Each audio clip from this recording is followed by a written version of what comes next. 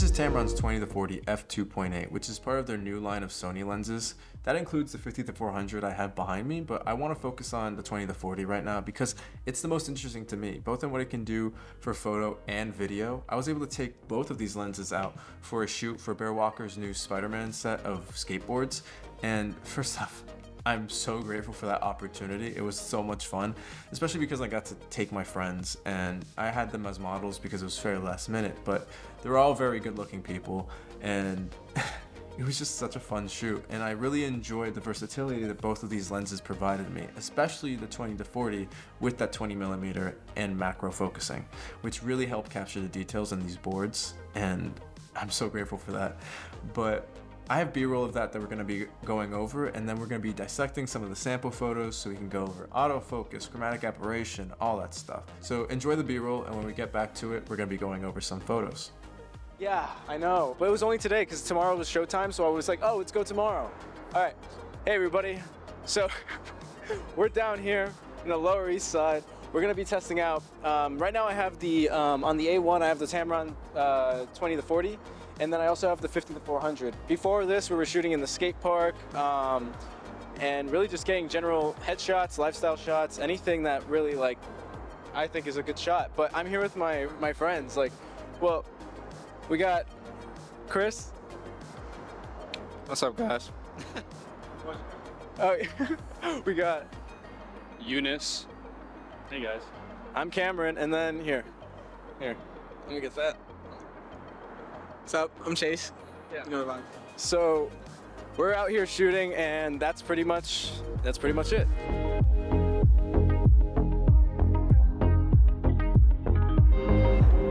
Hold it.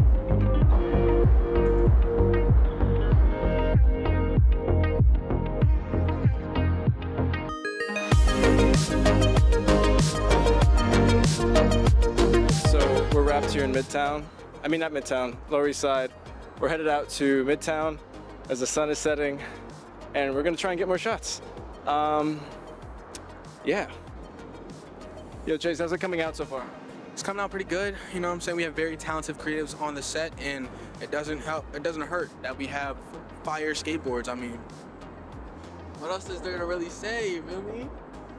So this lens is a very good quality lens. Like, it's sharp, but not clinically sharp. I didn't compare it with other lenses, so I'm sure there might be something sharper out there, but to my taste, I did appreciate the sharpness that came out of this lens, especially paired with the Sony A1's 50 megapixel sensor. In terms of flaring, it's fairly resistant, which I'm sometimes against because I do appreciate a nice flare coming out when I backlight a subject, but in this case, it didn't distract too much from the boards, which I'm trying to cover. And the same goes for chromatic aberration. There was barely any that I noticed at all. And speaking of covering the boards, one thing I really liked about this lens was the close focus distance at 20mm. You know that feeling? You know that feeling when you're just like, you have your eye to the viewfinder and you're trying to nav focus, but then you have to take a couple steps back because you realize that you've reached the minimum. I didn't get that feeling with this lens. I was really happy to get all the details on the board, but also get everything I need in the shot. I was trying to get a shot of my friend Younis standing in, like pretending to like about to go off on the board in front of the Empire State Building, and the 20mm was really helpful in terms of that. And especially on the run, when I can just go real close to the board to get a quick photo of the street behind it and it in the foreground and get that in focus, is something I really appreciate. And so I'm really glad that they added it to this. So speaking about focusing in general, focusing on this lens is very easy. I mean, it's autofocus. I'm not manually focusing when I take burst photos on the Sony A1, but it's very nice. The only time that I would have difficulty is when I would take those burst photos. Sometimes it just wouldn't grab focus fast enough. I don't know if that's the lens or the camera, but also I had problems with the A1 shooting because my nose or my finger would hit the corner of the screen to draw focus away from my subject that I wanted to get. Sometimes it would cost me some like good shots. I know there was like 2 or 3 shots I was kind of disappointed in it by, but honestly it didn't hurt my feelings too much. But I wouldn't deduct points away from that. That's really just like, that sometimes can happen. And autofocus is so good in general, especially on Sony cameras, that I really don't have much to complain about, but I will still nitpick a little bit just so that you all know my experiences with this lens.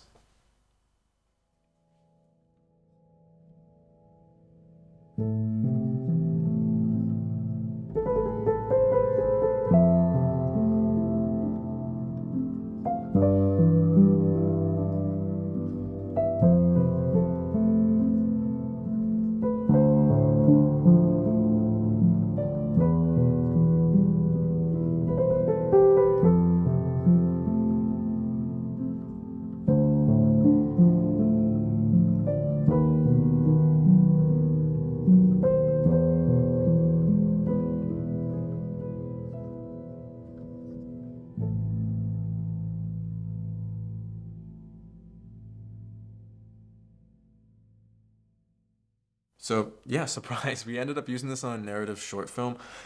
It was color graded by me. That's definitely not the colors that comes out of the Tamron, but I wanted to test out its low light capabilities for video. I wanted to test out its autofocus capabilities, and I wanted to do that from behind the camera, but then last minute I had to be in front of the camera because Zoe asked me to, and you know, I'm here to help. It was for grad applications too, so you know, no pressure on me.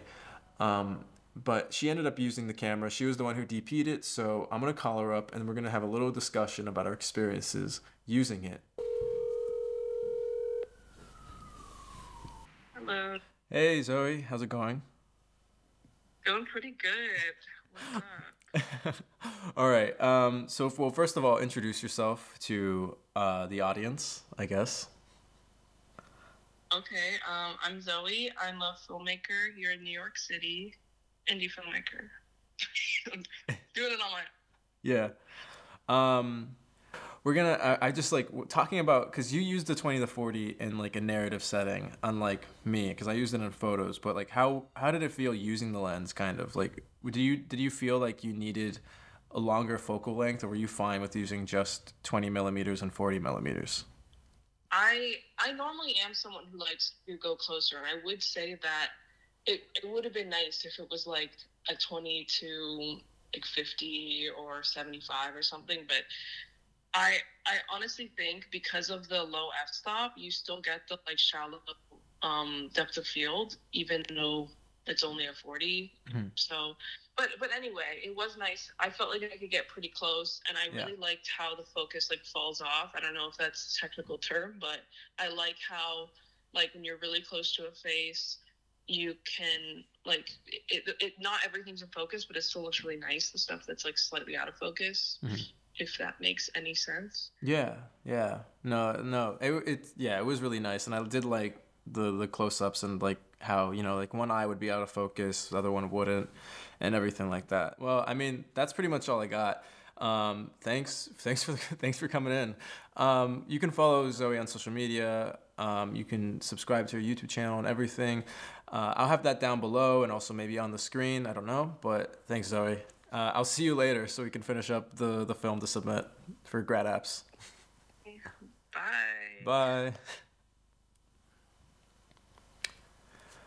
But yeah, so that's essentially the 20-40 f2.8. It has a great zoom range for most people, but if you're looking for something a little bit more,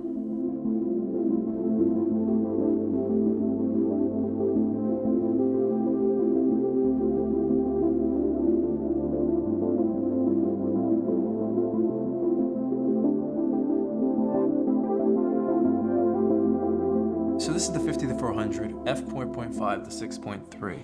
And like the 20-40, it has a all-metal body and moisture-resistant construction, but unlike the 20-40, it does have programmable buttons.